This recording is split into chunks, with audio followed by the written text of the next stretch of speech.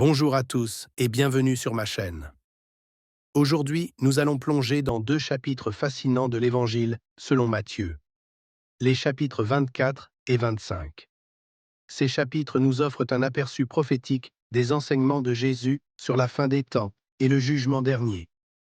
Préparez-vous pour un voyage spirituel enrichissant et engageant. Matthieu, chapitre 24, versets 1 à 14, les signes précurseurs. Versets 1 à 2, Jésus sortit du temple, et comme il s'en allait, ses disciples s'approchèrent pour lui en faire remarquer les constructions. Mais il leur répondit, « Voyez-vous tout cela? En vérité, je vous le dis, il ne restera pas ici pierre sur pierre qui ne soit renversée. » Versets 3 à 8. Il s'assit sur la montagne des Oliviers. Les disciples vinrent en particulier lui demander, « Dis-nous, quand cela arrivera-t-il et quel sera le signe de ton avènement et de la fin du monde ?» Jésus leur répondit, « Prenez garde que personne ne vous séduise, car plusieurs viendront sous mon nom, disant, « Je suis le Christ », et ils séduiront beaucoup de gens.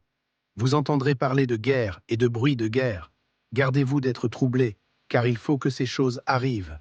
Mais ce ne sera pas encore la fin. Une nation s'élèvera contre une nation, et un royaume contre un royaume, et il y aura des famines et des tremblements de terre en divers lieux. Tout cela ne sera que le commencement des douleurs. Versets 15-20, c'est pourquoi, lorsque vous verrez l'abomination de la désolation dont a parlé le prophète Daniel, établie en lieu saint, que celui qui lit fasse attention.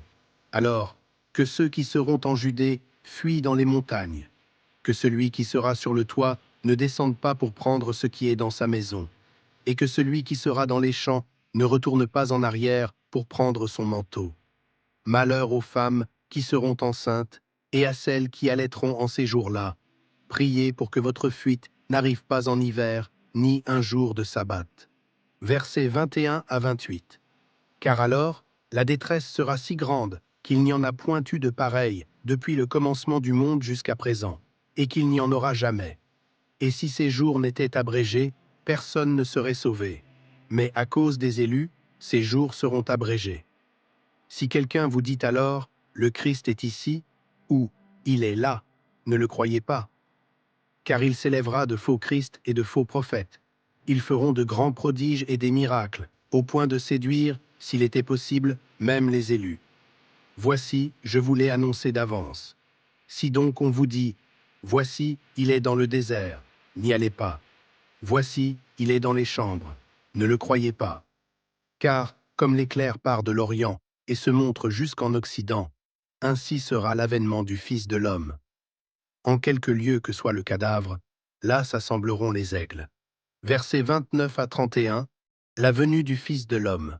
Versets 29 à 31, aussitôt après ces jours de détresse, le soleil s'obscurcira, la lune ne donnera plus sa lumière, les étoiles tomberont du ciel, et les puissances des cieux seront ébranlées. Alors le signe du Fils de l'homme paraîtra dans le ciel. Toutes les tribus de la terre se lamenteront, et elles verront le Fils de l'homme venant sur les nuées du ciel avec puissance et une grande gloire. Il enverra ses anges avec la trompette retentissante, et ils rassembleront ses élus des quatre vents, d'une extrémité des cieux à l'autre. La leçon du figuier. Versets 32 à 35. Instruisez-vous par une comparaison tirée du figuier. Dès que ses branches deviennent tendres et que les feuilles poussent, vous savez que l'été est proche. De même, quand vous verrez toutes ces choses, sachez que le Fils de l'homme est proche, à la porte. Je vous le dis en vérité, cette génération ne passera point que tout cela n'arrive. Le ciel et la terre passeront, mais mes paroles ne passeront point. La nécessité de veiller. Versets 36 à 44. Pour ce qui est du jour et de l'heure, personne ne le sait, ni les anges des cieux, ni le Fils, mais le Père seul. Ce qui arriva du temps de Noé arrivera de même à l'avènement du Fils de l'homme. Car dans les jours qui précédèrent le déluge, les hommes mangeaient et buvaient, se mariaient et mariaient leurs enfants, jusqu'au jour où Noé entra dans l'arche. Et ils ne se doutèrent de rien, jusqu'à ce que le déluge vînt et les emporta tous. Il en sera de même à l'avènement du Fils de l'homme. Alors, de deux hommes qui seront dans un champ, l'un sera pris et l'autre laissé. De deux femmes qui moudront à la meule, l'une sera prise et l'autre laissée. Veillez donc, puisque vous ne savez pas quel jour votre Seigneur viendra. Sachez-le bien, si le maître de la maison savait à quelle heure de la nuit le voleur doit venir, il veillerait et ne laisserait pas percer sa maison.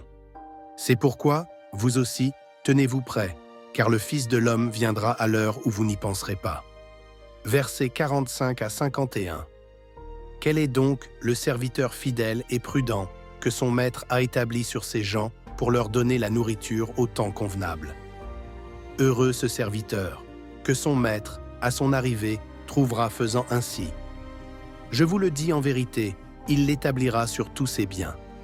Mais si c'est un méchant serviteur qui dit en lui-même « Mon maître tarde à venir », s'il se met à battre ses compagnons, s'il mange et boit avec les ivrognes, le maître de ce serviteur viendra le jour où il ne s'y attend pas, et à l'heure qu'il ne connaît pas, il le mettra en pièces et lui donnera sa part avec les hypocrites.